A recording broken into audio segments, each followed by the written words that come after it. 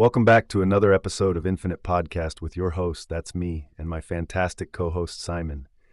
Today we're tackling a spicy one, freedom of speech. You know, that thin line between saying what you want and maybe saying too much. Simon, I've seen some wild cases where media outlets push it big time under First Amendment protection. What's your take on this balancing act? Oh, Joe, it's like walking on a tightrope while juggling flaming swords. Seriously, though, when media outlets wave that First Amendment flag, things can get dicey. I get the need to speak up, but sometimes, don't you think they're just poking the bear for the sake of drama? Like, are we still talking about true expression, or is it just exploiting hot topics to grab eyes and ears? What's your view on drawing that line? Yeah, Simon, that's a solid point. I mean, there's definitely a line there, right? It feels like some folks are just stirring the pot under the guise of free speech. But also, where do we draw that line without stepping on the idea of true free expression? It's dicey because, sure, drama sells, but at what cost? Are we losing genuine discourse here?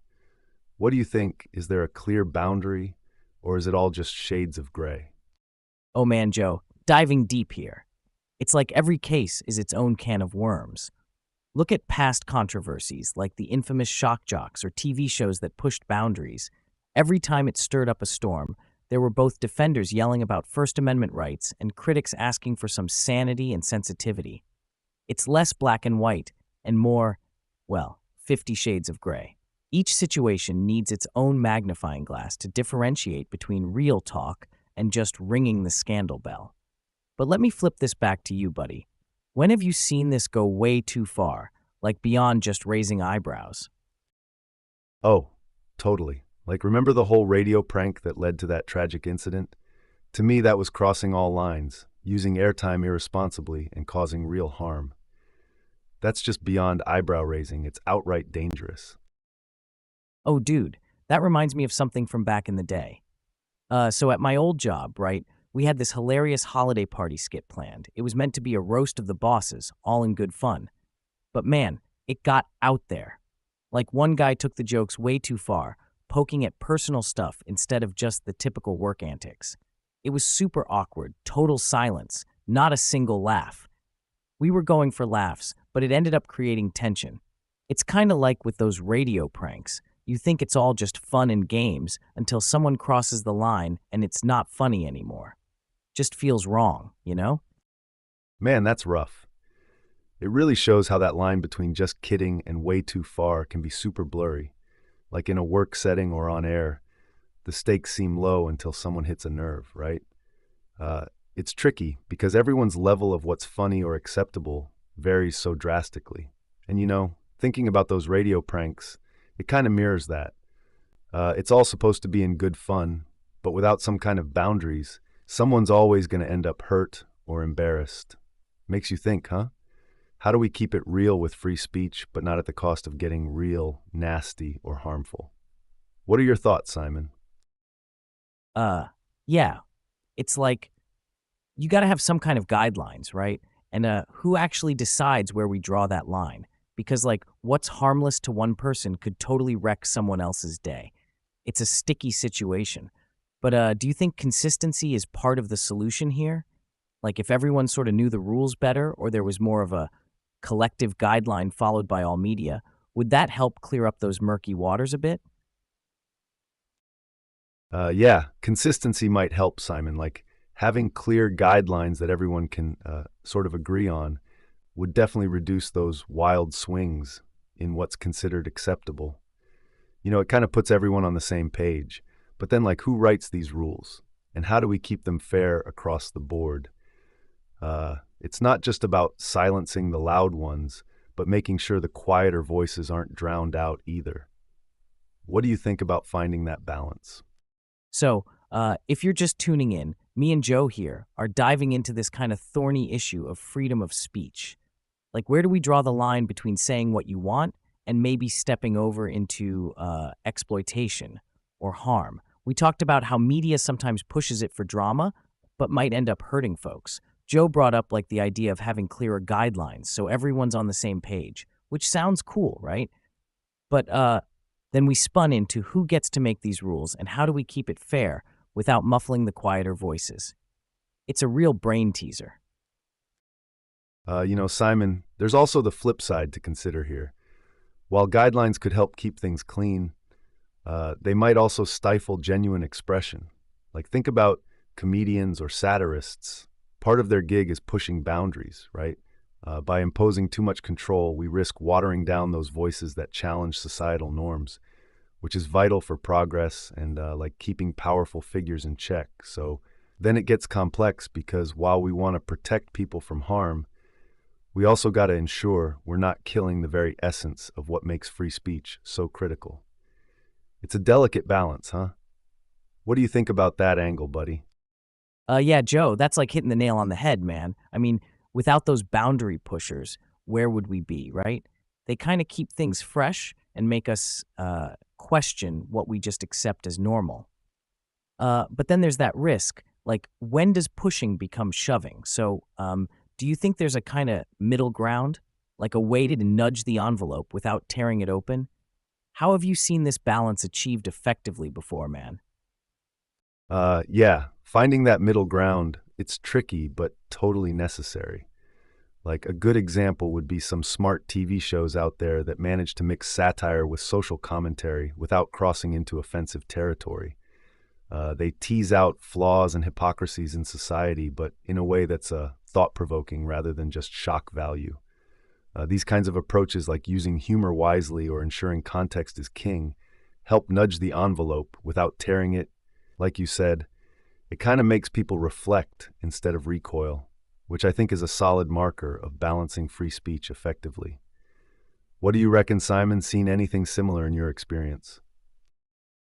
Totally, Joe. I've seen similar stuff, like some podcasts brilliantly swim in those tricky waters. They'll tackle super heavy or controversial themes, but manage to give everyone at the table a voice without turning the dial to outrage just for clicks. But swinging back to your point about TV shows, it reminds me of how historically comedians and satirists have kind of served as society's relief valve, right? They say what we're all thinking, but in a way that makes you laugh and think instead of starting a fight.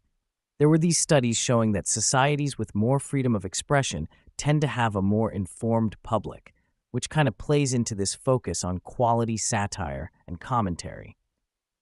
Keeping it smart and respectful helps maintain that critical space without veering into chaos.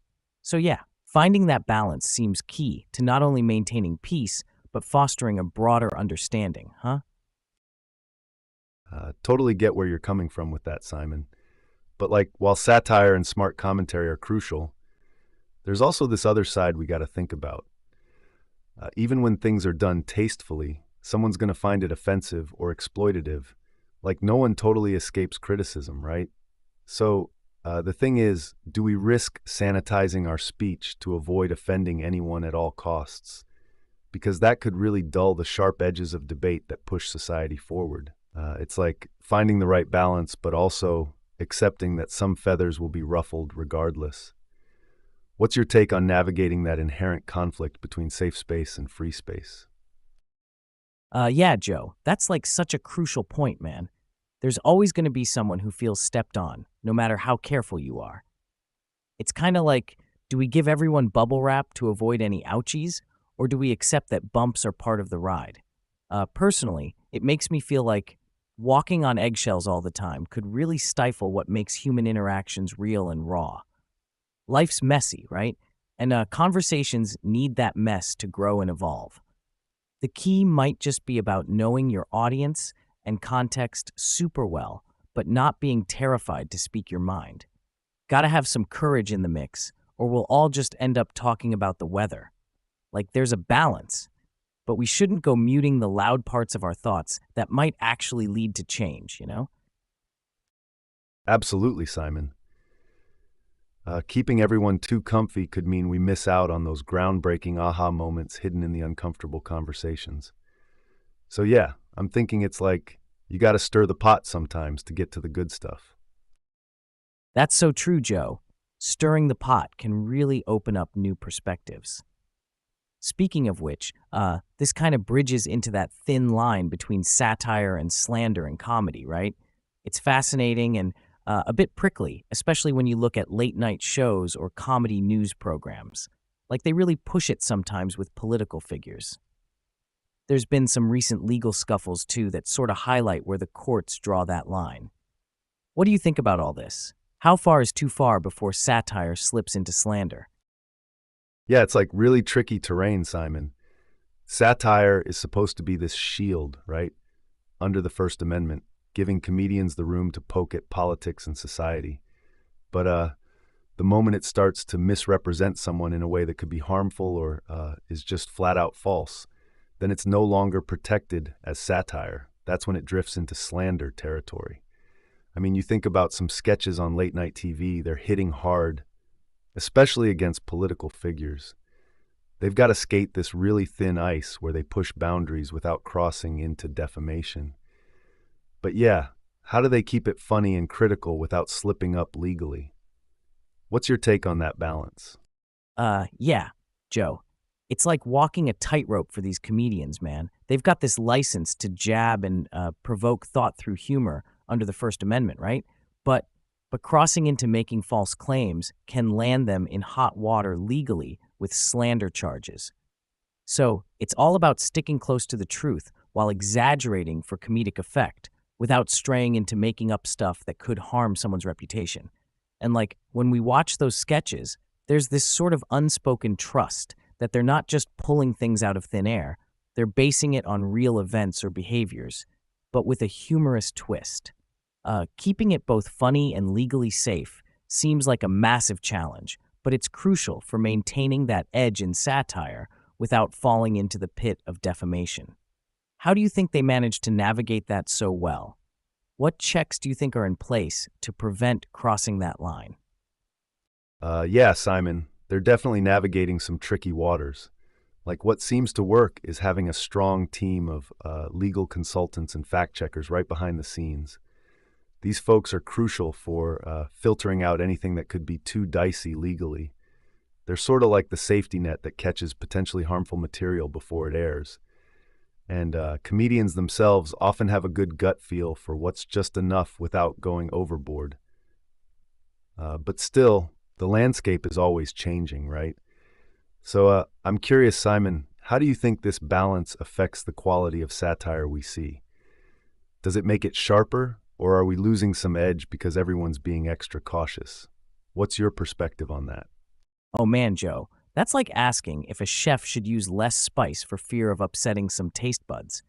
It's got to make you wonder if being super cautious is dulling down the spicy kick we used to enjoy from classic satire. Are we in for a blander menu because everyone's scared of the legal heat? Well, that's a really solid point, Simon. Like, there's definitely a risk of satire getting kind of bland if everyone's playing it too safe because they're worried about legal repercussions. It's like, where do you draw the line between keeping it spicy and not getting burnt? I think to keep that edge, satire should push boundaries, but always base itself on some layer of truth, you know? That way, it's still hard-hitting and thought-provoking, but doesn't end up in slander. And maybe, just maybe, that approach could keep both the legal teams and the audience happy without compromising too much on the quality. What do you think? Does aiming for this middle ground sound like a viable solution, or is there more to it? Yeah, Joe, aiming for the middle sounds like a decent strategy in theory. But there's always that more to it lurking around, right? Sometimes sticking too close to the safe zone can actually stifle the real essence of what satire is meant to be, a bold commentary. It's not just about not getting sued, it's about poking enough to provoke thought and stir debate. When you've got comedians tiptoeing around issues because their legal team waves red flags, do we really get the full flavor of their message? Maybe instead of just adjusting recipes to avoid discomfort, we could educate the audience on the purpose of satire. It's meant to challenge, not just entertain. Isn't there a way to preserve that edge while still being smart about it? Like fostering a better understanding of satire's role could perhaps soften the blow without blunting the sword. What are your thoughts on boosting this kind of media literacy? Man, that's a killer point, Simon. Educating the audience about what satire really is, that's huge. It's like teaching them to not just laugh, but also to think critically about what they're laughing at. If people get why satirists do what they do, to spark dialogue, to question norms, then maybe they won't be so quick to snap when things get edgy. So yeah, boosting media literacy could definitely help maintain that sharpness in satire without crossing into dangerous territory. Making folks smarter consumers of content, that's key. Instead of dumbing everything down, we elevate everyone's understanding. That sounds like a plan to me. How do you see this education rolling out? Any ideas? Totally, Joe. It's like turning on the lights in a dark room. It suddenly makes everything clearer. We could kick this off with interactive platforms, maybe something cool like satire workshops or online forums where comedians explain their craft. Mixing humor with education could spark that wider appreciation and understanding we're talking about. Imagine a comedy night where you laugh and learn. Now that'd keep things spicy. What do you think?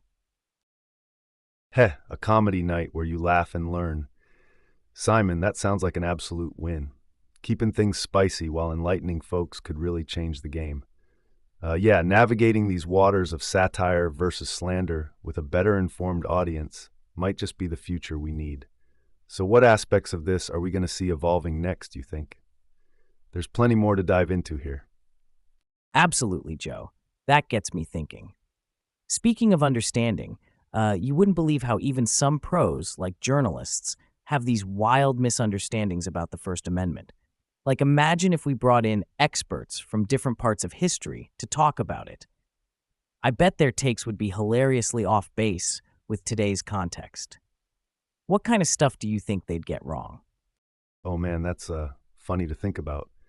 Let's say we pull in someone like a 19th century journalist. They'd probably be all confused about the digital era implications. Like, how does the First Amendment even apply to tweets or something? Uh, can you imagine? Plus, their idea of press freedom might not even brush the surface of issues we debate today, like online censorship or the spread of misinformation. So, yeah, Simon, what do you think would be the most outlandish misunderstanding one of these historical experts might have? Oh, Joe, like think about this. A Revolutionary War era journalist gets plunked into today's media scene. They'd be all flabbergasted by the concept of internet defamation and social media laws. You mean to tell me they'd splutter that writing something false on, what's it called, Twitter, can get you sued? It's humorously tragic, but totally highlights how the First Amendment is often seen as this blanket protection that covers literally everything you say, no matter where you say it. Can you imagine trying to explain to them that no, the First Amendment doesn't shield you when you shout fire in a crowded theater or spread fake news online? The missteps would be legendary. What other funny mix-ups do you reckon they'd have, Joe? Yeah, like here's another side splitter. Imagine trying to explain the concept of hate speech laws to that same Revolutionary era journalist. They'd probably be all, so, you mean to tell me words can actually be illegal now? The idea that freedom of speech isn't just this absolute do whatever you want pass would totally baffle them. Oh, and don't get me started on privacy rights intertwined with free speech in today's context. They'd lose their minds over how complex legal standards have become, with public figures versus private individuals being treated differently under defamation laws. It's a whole tangled web that even modern journalists trip over. So yeah, explaining that mess to someone from 200 years ago, good luck. Oh, totally, Joe. It's like trying to explain smartphones to someone who's only ever seen a telegraph. And here's another kicker. Imagine chatting with an old school journalist about the fine line between national security and freedom of the press today. They'd probably be all, you can't just publish everything, even if it's true? Yet here we are, always debating where to draw that line without stepping on the right to know. The layers added over time sure make for some hilarious misunderstandings if you dropped someone from the past into today's media debates. The confusion would be so real. What do you think they'd find the most mind-boggling about our current standards, Joe? Absolutely, Simon. I mean, the concept of classified information alone would probably throw them for a total loop. They'd be like, wait, you have access to all this technology to spread information, and there are things you still can't talk about. Just imagine trying to explain whistleblowers and the legal battles around leaking sensitive info. It'd seem wild to them. And what about the whole thing with encryption and privacy? Trying to get someone from the past to grasp why journalists need protected communication channels today, it would blow their minds. So, Simon, which part do you think they'd struggle with the most? The digital complexities or the moral dilemmas we face now? Oh, man. Joe, that's like asking if a fish would struggle more with walking on land or breathing in air. But really, I'd argue they'd be absolutely gobsmacked by the digital complexities, because back then, information traveled as fast as the fastest horse, not at the speed of light like today.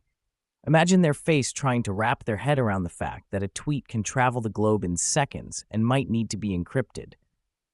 But don't get me wrong, the moral dilemmas, like deciding whether publishing something could harm people even if it's true, that's like another layer of what the heck for them. It's not just black and white. There's this whole gray area we navigate daily that wasn't even on their radar. So, yeah, both sides are mind benders, but those digital leaps might just edge out as the tougher chew toy for our historical friends. What about you, Joe? Leaning more towards one headache over the other?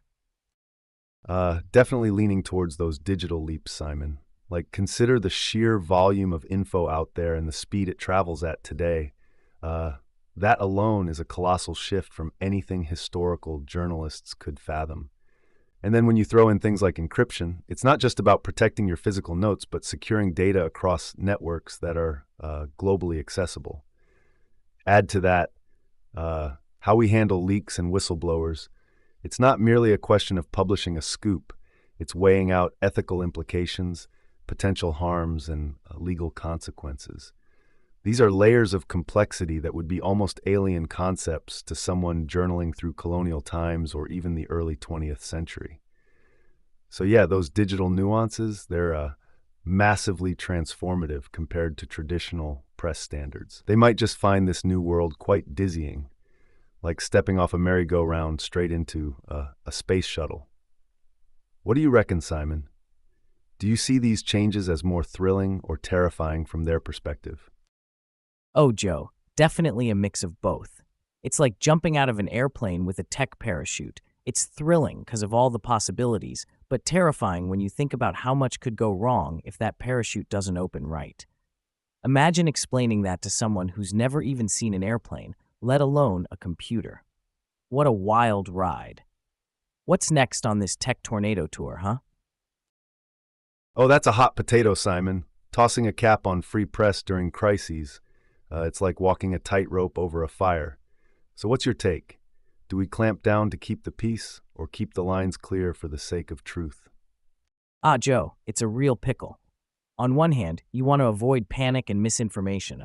That's super crucial in a crisis. But then again, clamping down on the press sounds like a slippery slope to me. Historically, look at how things went sideways when governments took too much control during wars or emergencies.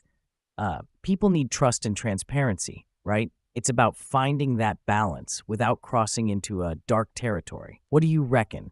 Are we risking more by shutting down free speech or by letting information, even if flawed, flow freely? Oh, it's a tangled web for sure. Look, past crises show us that over-restricting information can backfire big time. Take World War I or II. Governments heavily censored the press to maintain morale and security. But what happened? It often led to rumors and a lack of public trust because people knew they weren't getting the full picture. Then there's the more modern angle. Think about terrorist attacks or pandemics. Misinformation can spread just as fast as valid info, creating chaos when clarity is needed most. Yet if you shut down those channels, you potentially block vital warnings and updates from being shared. So yeah, we're playing with fire either way. It comes down to how much do you trust the powers that be to decide correctly on what gets published and what doesn't. And are these decisions really made in the public's best interest or out of something else like fear or control? So, Simon, tossing this back to you, is putting temporary restrictions even feasible without sliding into those darker shadows of censorship? What's your gut saying here? Well, Joe, looking at it from the other side, there's something to be said for temporary restrictions, right? Like in extreme scenarios, think about it. Having some limits might actually prevent bigger disasters. Take national security issues. If sensitive info leaks during a crisis, it could seriously escalate risks, put lives in danger, or compromise operations. Historically, like during big conflicts or sudden disasters, a bit of control kept things from spiraling out by curbing panic-inducing rumors or stopping enemies from getting intel. It's not all just about clamping down. Sometimes it's about strategically managing the flow to keep everyone as safe as possible. So yeah, though it feels kind of icky talking about restricting press, doing it with clear guidelines and oversight could make it a useful tool without tumbling into that dark pit of censorship. It's about keeping the wheels on the wagon while navigating through rough patches, you know?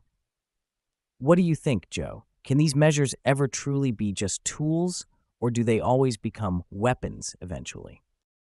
Oh, Simon, that's the million-dollar question, right?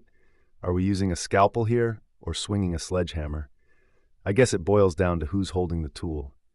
Makes you wonder, can we trust them to not get power hungry? Tough call. Man, it's like giving someone the only set of keys to the city. Sure, they can keep the gates closed to stop a flood, but what stops them from keeping those gates shut forever? Wild thoughts, huh? Yeah, exactly, Simon. It's all about checks and balances, right? If we hand over these keys, like controlling the press during a crisis, we got to have fail-safes in place. Think about it, clear conditions for when restrictions kick in and end, who decides them, and crucially, oversight by multiple entities to prevent abuse. And there's historical proof showing when press freedom is curtailed without these checks, it often leads to darker outcomes, longer than intended, or beyond necessary measures being put in place. Like without strict boundaries and transparency, man, that control can easily morph into something more permanent, which was never the intent. So yeah, what's needed is a really tight, well thought out framework that allows for temporary adjustments, but is rigorously monitored. It's like setting rules for a game where everyone knows and agrees on how to play fair, even under extraordinary circumstances. This ensures things don't go off rails and freedoms aren't trampled long-term by opportunistic powers or extended crises management scenarios. What's your take on putting these theoretical frameworks into actual practice, Simon? Can it work, or is it too idealistic? Joe, that's a solid point. Bringing in all these checks and balances sounds like potentially the golden ticket to maintaining some sort of balance.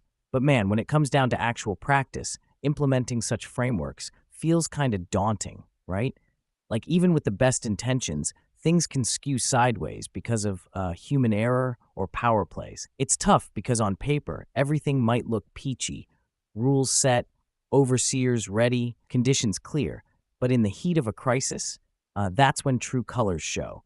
Systems depend so much on the people running them, and, well, people are unpredictable. So, yeah, I guess my gut is kind of split. It sounds noble and necessary, but also tinged with a big dose of skepticism about execution. So, tossing back to you, Joe, thinking about all we've chatted about, do you reckon there's a real-world model out there that effectively balances press freedom and security during crises without falling apart? Or are we still kind of searching in the dark for that sweet spot? Ah, Simon, it's like searching for a unicorn in a hurricane, man. But hey, maybe that makes the pursuit all the more thrilling, right? What's the next frontier for this ongoing tug of war? Right, it's the ultimate balancing act, Joe. But hey, speaking of frontiers, imagine if AI started managing these crisis calls, like a totally unbiased robot referee calling the shots on info flow. Now that would stir up a real storm, huh? What do you think about machines in the mix? Oh, no doubt. Throwing AI into the decision-making process could be a game changer, Simon. That move could essentially rewrite how we handle information control, kind of like those script writers in TV shows who subtly shape our society's views and norms through their narratives. Speaking of which, That gets me thinking about the power wielded by TV scripts in molding public opinion. They craft these dialogues and scenarios that not only entertain, but also push specific agendas or ideologies right under our noses. What's your take on this subtle form of narrative influence? Oh, totally, Joe. It's like script writers are the puppet masters in the shadows, right? They weave these stories and characters that kind of latch onto our worldviews without us even noticing. Take The Simpsons, for example. It's packed with social commentaries, wrapped up in humor, so we're like laughing, but also absorbing perspectives on everything from politics to family dynamics. And then there's The Wire, which digs deep into urban issues, law enforcement, and education system flaws. Each episode kind of nudges the viewer to think differently about societal structures. Pretty slick, huh? So, Joe, do you think people are aware of how much they're being influenced when they binge watch their favorite series, or is it all just flying under the radar? That's a tough one, Simon. On one hand, folks might think they're just kicking back, enjoying some downtime with their favorite show. But on the other, like you said, they're subtly soaking up these crafted messages and themes. I'd argue it's mainly flying under the radar. People often don't realize the depth of influence because it's masked in entertainment, right? You get caught up in the laughs from The Simpsons or the drama in The Wire, and the next thing you know, your views are shifting without you even noticing. It's slick, but also kind of sneaky when you really think about it. So here's what gets me. While we're all for artistic expression and pushing societal conversations forward through media, where do we draw the line between influence and manipulation? Do viewers have enough savvy to discern, or are we just sponges soaking up whatever's thrown at us? What's your take, man? Are we giving scriptwriters too much power over our personal perspectives? Man, Joe, it's like everyone's got a remote control for our brains, huh? We're just channel surfing through influences. Oh man, Simon, that's a wild way to put it, but you're not wrong. It's kind of like we're sitting on the couch with the remote, but scriptwriters are the ones programming what's on TV. Yeah, definitely makes you wonder about the real impact all those binge-watching sessions have on us, huh? And talking about crafting views, it blows my mind how these shows can actually shift cultural norms and mold social behavior without most of us even clocking it. Like, think about how many times a high-stakes drama or a quirky sitcom has introduced a complex issue in a totally digestible way. We end up having opinions on big topics based purely on what we've seen on screen. Super powerful stuff. Plus, those key dialogues from popular series, man, they stick with you, shaping thoughts and sparking debates at dinner tables. Scriptwriters got this subtle superpower to nudge society this way or that. It's fascinating, but also kind of daunting, right? What do you think, Simon? Are folks underestimating just how much narratives shape our worldviews? Oh, for sure, Joe. It's like we're all sitting in this giant microwave and these scriptwriters are just zapping us with their influence burritos. Next thing you know, we're all parroting lines from shows, making life choices based on a character who doesn't even do his own laundry. If that's not power, I don't know what is. Yeah, Simon, that's a spot-on analogy with the influence burritos. But assuming all this power lies just in the hands of scriptwriters might oversimplify it, right? I mean, yeah, they're crafting these narratives, but at end of the day, they're also bound by what networks want, audience ratings, and a bunch of other filters. So while they have the pen, they're not exactly freestyling. Their stories are kind of sculpted by economic and social pressures too.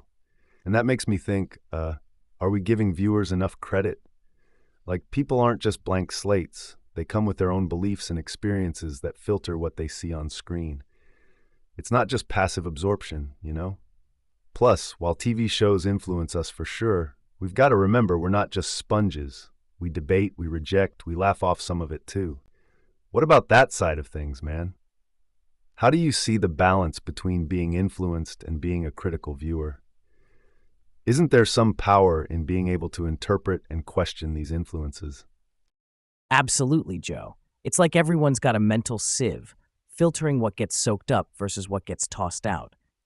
The real kicker is, even when we're critical, are we choosing the flavor of our influence, or just picking the brand of burrito handed out at the entertainment cafeteria. That's a great point, Simon. It's like we're at this buffet, right? We think we're choosing freely, but the options, they've already been picked out for us. It kind of makes you wonder who's really setting the menu and how much freedom we actually have in our choices, doesn't it? So, on that note, man, do you think there are ways we can better educate viewers to recognize these subtle influences and maybe become more selective about what they consume? What's your take on empowering the audience here? Oh, totally, Joe. It's like teaching folks to be gourmet chefs instead of just buffet goers, right? Giving them the tools to not only see but also understand how their media meals are made. Maybe through games, engaging discussions, even breakdown sessions on popular shows to peek behind the curtain. Imagine that kind of savvy audience. So, who's up for a little educational cooking class on media consumption? How would we start that recipe, Joe? You're onto something with that educational angle, Simon. It's like peeling back the layers on what we watch to understand it better. Kind of like studying character arcs in TV shows and seeing how they reflect or even predict shifts in societal values. Take family sitcoms, for example.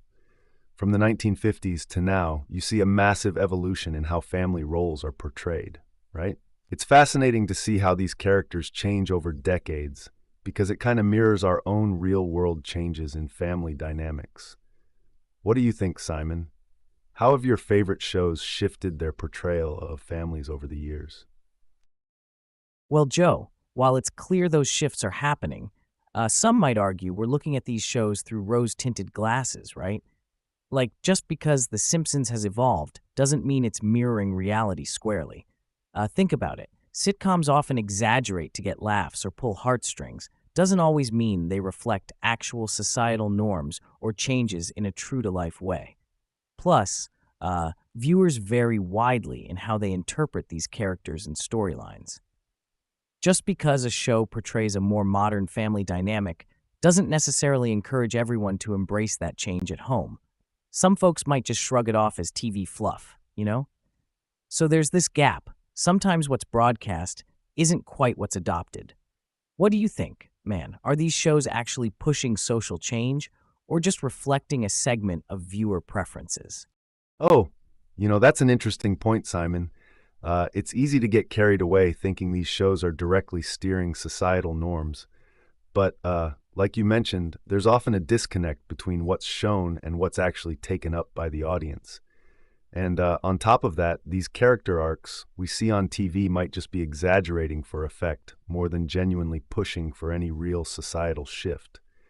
So I guess it's kind of tricky to pin down how much influence they really have.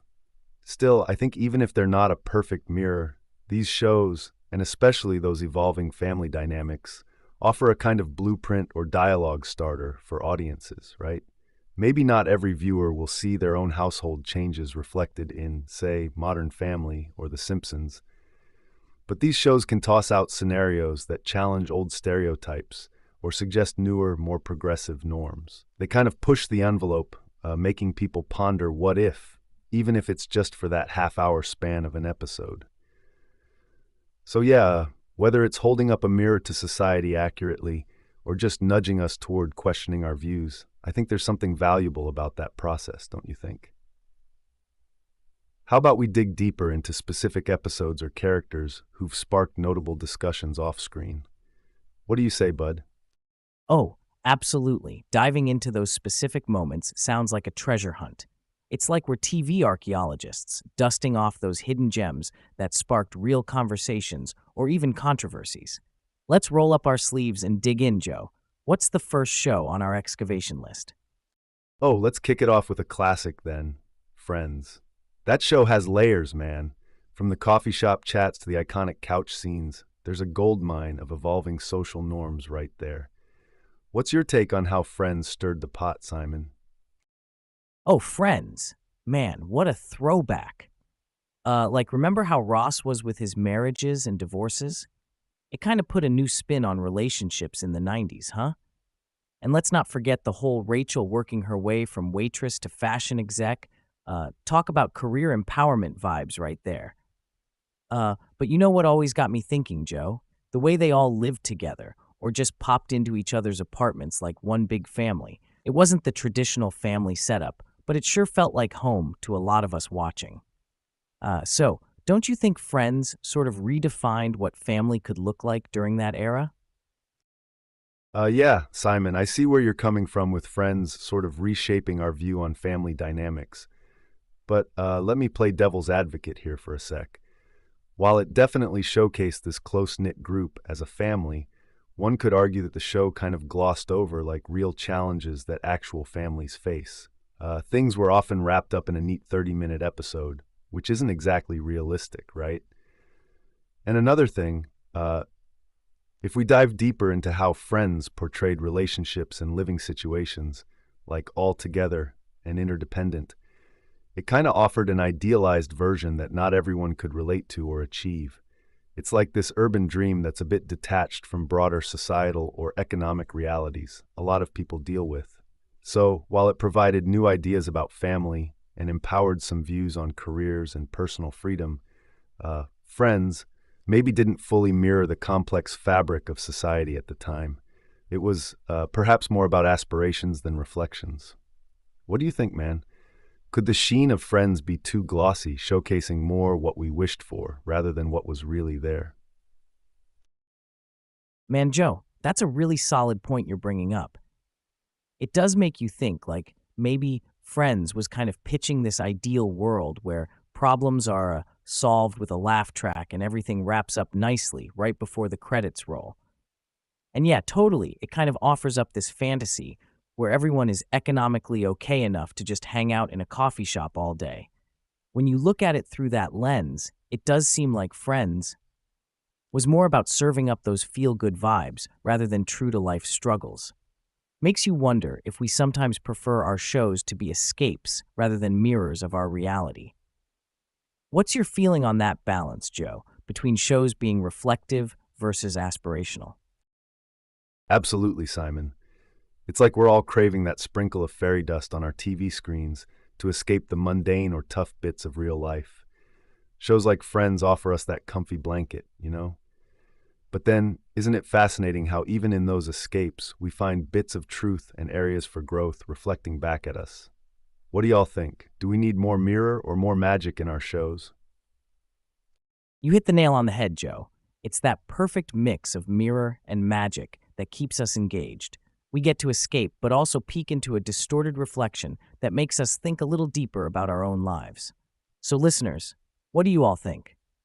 More mirror or more magic in your TV shows? Let's keep this conversation going. You know, Simon, speaking of finding mirrors and magic in shows, it's kind of amazing how comedies specifically juggle between those. They throw humor into the mix, making even the toughest topics a bit more palatable. Take how sitcoms lately have been tackling everything from politics to personal identities, all under the guise of humor. What's your take on using comedy as a tool to engage with serious social issues? Does it open up good dialogue, or just mask the deeper problems? Oh, Joe, that's a tricky one, isn't it? On one hand, comedy makes the medicine go down easier, right? Like if you're laughing, maybe you're more open to hearing something tough. But then there's that risk of not taking the real issues seriously enough because they're wrapped in a joke. I mean, think about it. Sometimes when we're cracking up, are we really absorbing the weight of what's being discussed or just the punchline? And there's also this fine line. Comedians have to tread very carefully to not cross over into making light of serious stuff. It's like walking a tightrope. So, yeah, while humor opens doors and gets people talking, I'm kind of wary about whether it always respects the gravity of those discussions. What's your stance, buddy? Do you think comedies are hitting the mark or missing the point sometimes? Simon, I'm somewhat in the middle here. I get that humor is a tool, one that can open up the floor for tough conversations without putting people on edge. Shows using jokes to slip into serious territories do manage to bring issues into the living room that might otherwise be a taboo or avoided in regular discussion. But here's the kicker. I think the success of humor in these situations really hinges on the execution. Like you said, it's real easy to trip into trivializing the issue if the balance isn't just right. Shows need to nail that blend of levity and respect, making sure the takeaway isn't just the laughs but also the message, you know?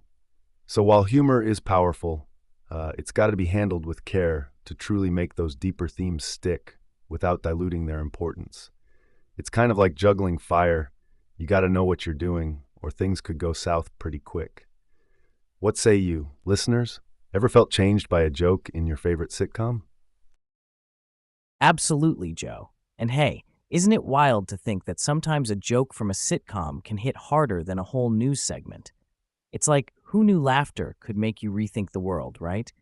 What do y'all think? Is comedy the secret spice in the serious stew of discussions? Yeah, Simon, that's bang on. It's kind of like comedy acts as that spoonful of sugar, making the tough topics go down smoother. But then it raises this question, right? When does it stop being just lighthearted and start shaping our perspectives? Listeners, what's your take? Ever had a sitcom moment that really made you pause and think or see things differently from before? What was that like for you?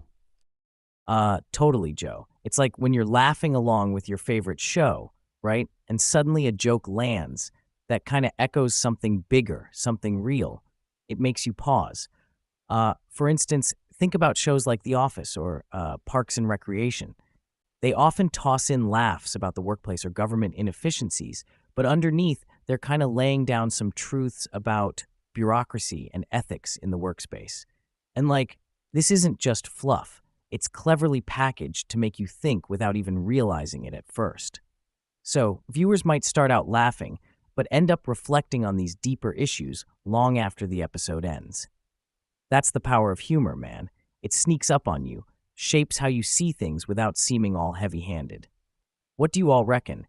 Has a comedy ever flipped a switch for you like that? Sure, Simon. Those are spot-on examples with The Office and Parks and Recreation, really showcasing the smart use of comedy to poke at real issues. But here's my pushback, man. While these shows do a fantastic job at dressing down some pretty hefty themes, I wonder if sometimes the jokes overshadow the actual problems. Like, yes, they open up conversations, but do viewers walk away with a deeper understanding or just a good laugh? There's this risk, right, that the subtlety of humor might not hit everyone the same way. Some might get the critical undertones, while others might just skim the surface for the chuckles. So yeah, it's clever, it's engaging, but is it always effective in making people think critically? Or does it let some folks off the hook too easily by wrapping tough pills in comedy sugar? So what do y'all think? Is humor in these shows always hitting its mark, or are we giving it too much credit for sparking genuine discussions about serious topics? That's a really good point, Joe. Sometimes I wonder the same thing. Like, is everyone getting the deeper message, or are some folks just riding the laugh wave? It's like throwing a dart while blindfolded. You might hit the bullseye, or you might miss the board completely. But here's my take. Even if humor doesn't always nail it for everyone, isn't it better to have those topics out there in a light-hearted format than not at all? Because, like, at least it starts the conversation. Some will dive deeper because of a joke. They'll pause, reflect, and maybe even learn something new about their own views. Others, sure, might miss the depth, but they're still exposed to the issues, even superficially, which I reckon is better than nothing. So yeah, while not perfect, comedy's got this unique way of bridging gaps, making sensitive topics accessible, sometimes more effectively than serious talks do. What do y'all think? Are we giving too much credit to humor, or is it just right in its role as a convo starter? Simon, that's a really sharp angle. It's like humor is the spoonful of sugar helping the medicine go down, right? Setting up a tent where serious discussions can camp out under the guise of a good laugh. But folks, think about this. Could pushing these issues through humor be making us more comfortable with problems rather than solving them? What's your take? Does comedy soften the blow too much, or is it just the right touch to get us talking? Oh, Joe, that's like asking if chili is better with or without beans. It stirs up the pot either way. But seriously, does comedy have us chuckling our way to complacency, Or is it actually the secret sauce for cooking up real change? What do you all think? You nailed it, Simon. That's the million-dollar question. Does humor help or hinder when it comes to facing the tough stuff? It's like a delicate balance beam in the world of social commentary. Well, folks, think on that and let's keep chewing over whether comedy is just entertainment or if it can truly be a catalyst for change. What do you think? Keep this spicy debate going. You know, Joe, speaking of the impact comedies have, it really spins into this bigger question about the responsibilities of those behind the scenes. Like, when scriptwriters are punching up these shows, where's the line? Are they just there to entertain us? Or is there a heavier load on their shoulders to educate and shine a light on deeper stuff? What do you reckon, folks? Where does the duty of a scriptwriter begin and end? Oh, Simon, that's hitting the core, man. In my view, scriptwriters do have some duty to educate, not just entertain. When you've got the mic, like literally crafting what millions are tuning into, you can't just throw punches blindly. There's got to be a sense of responsibility there, right? But what does everyone else think? Should writers use their platforms to encourage deeper thinking, or is keeping us entertained enough of a task? You've got a point there, Joe. There's definitely some responsibility, but I got to push back a bit. Like, isn't there also something to be said for freedom and creativity? When we put the burden of education on scriptwriters, are we kind of chaining them down, making them tick boxes on serious issues rather than letting their creative flags fly? It's like, yeah, they've got power with those words and scenes, absolutely. But do we want every show turning into a classroom lecture? Sometimes I just want to chill with some mindless entertainment and not think too hard, you know? What do y'all think? Is it fair to load up writers with the job of educating us, or should we let them stir the pot however spicy they like it? Simon, you're spot on about the need for creative freedom. Let me share this quick story. I remember watching this one series, right? It was packed with entertainment, usual drama, and occasional deep dives into tougher themes. One episode subtly tackled discrimination without making a big show about it. It was woven seamlessly into the plot, almost like you'd miss it if you blinked. Now, that writer's approach really stuck with me because he managed to educate while keeping everything light and engaging. It didn't feel preachy, but it made me think more deeply after the laughs died down. So yeah, while I agree not every script needs to turn into a lecture, slipping in thoughtful elements can enrich the viewing experience without chaining down creativity. What about you folks? Ever caught a subtle lesson in your favorite show that made you pause a bit longer? Would love to hear your stories. Joe, that's a killer point, man. It's like nuance, right? Sliding in those lessons without the heavy hand, that's artistry. It makes you appreciate those moments when you're not just being entertained, but kind of educated in stealth mode. So, I'm curious, listeners, have you noticed this kind of subtle schooling in your TV time, where it's less lecture hall and more like catching wisdom on the fly? What shows do you think strike that perfect balance? That's pretty insightful, Simon. But here's a flip side to consider. Sometimes those stealthy lessons might miss their mark. Like, not everyone catches on to the subtleties, right? And could we possibly end up with a patchwork where the intended message gets lost in translation? So while it's cool for shows to integrate deeper meanings subtly, there's this risk of inconsistency. We've got such a vast audience with diverse backgrounds and understanding levels. The same discrete message that enlightens one viewer might completely fly over another's head. Like, some folks dive deep, reading between the lines, but others might just skim the surface, longing for clear and direct explanations. And let's face it, if we rely solely on nuance, we might not reach as broad of an audience with crucial societal issues or educational topics. There's this balance we've got to find, knowing when to be subtle and when being plain and upfront is necessary. So what does everyone think? Are the nuances enough, or do we need more shows taking a straightforward approach to schooling us on big issues? Joe, that's a real head scratcher. It's like, are we tuning in for secrets or subtitles? Do we need writers to spell it out for us, or is hunting for hidden messages part of the fun? What do y'all think? Subtle brushstrokes or bold headlines? Which speaks to you more? Diving into that, Simon, let's add some meat to the bone here. Looking at the broader scope of script writing and its impact, there's a historical angle where shows have indeed served as pivotal platforms for social change. Take the classic All in the Family from back in the 70s. It really pushed boundaries by confronting issues like racism, which were pretty taboo on TV at the time. And then fast forward to today, shows like BoJack Horseman or The Good Place, they've tackled everything from mental health to ethics in a way that's both thoughtful and entertaining. It's more than just stories. These writers are architecting narratives that make you reflect on your personal and societal norms. So while the trade-off between entertainment and education is still a hot debate, the fact is, throughout TV history, strong narrative tools have been used not only to mirror society, but also to challenge it. And these shifts often start with what's scribbled on a scriptwriter's page, suggesting that maybe we do need those clear messages sometimes, as much as we enjoy deciphering subtle ones. What do you think, folks? Should modern TV be more straightforward in tackling big questions, or is the charm in the chase of deeper meanings?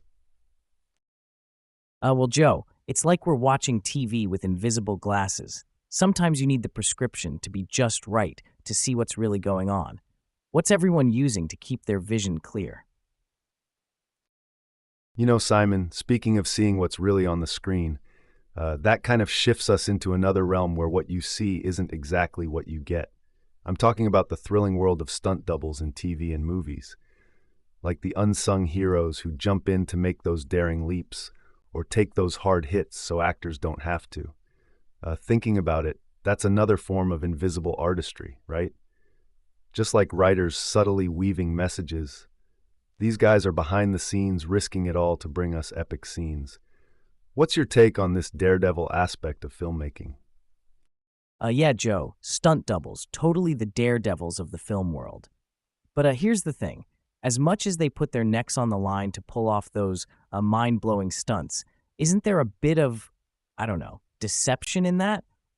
Like you're watching this action-packed scene thinking your favorite actor's all brave and tough, but surprise, it's a double. Don't get me wrong, they're like superhero sidekicks making all the wild action possible without CGI magic. Yet, it makes you wonder, with all the risk they take, should we maybe be seeing more of them? Not just as the invisible caped crusaders, but getting some spotlight too. What do you think? Are stunt doubles getting the short end of the stunt stick? Simon, man, you hit a raw nerve there. It's like we're cheering for our heroes on screen, not fully grasping that it's often the stunt doubles taking those jumps and punches. Honestly, it feels a bit unfair, doesn't it? They're out there literally putting their bodies on the line, making these scenes look jaw-droppingly real, yet most viewers might not even know their names. It kind of stirs something in me, thinking about how these incredibly skilled professionals remain in the shadows. I mean, without them, would our favorite action sequences even happen? I think we definitely owe it to them to make sure they're recognized more, not just as substitutes, but as key performers in their own right.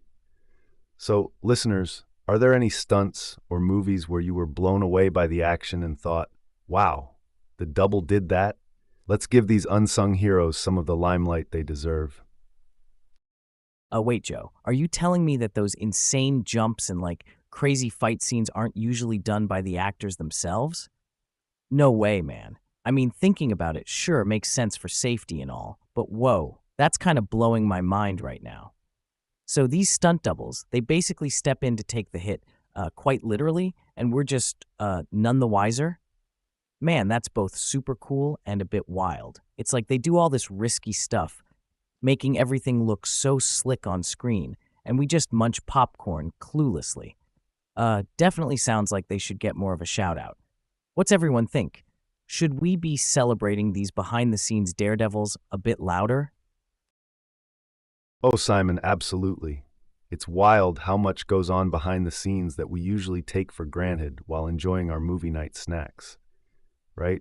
Talking about all this really makes you appreciate the whole team, especially those daredevils of the stunt world. But looks like we're out of time for today. Big thanks to everyone tuning in. Don't forget, get back here tomorrow at 5 p.m. Eastern for more mind-blowing talks and maybe a few hidden truths we uncover together. So until next time, keep questioning the norms and stay endlessly curious. Catch you tomorrow, folks.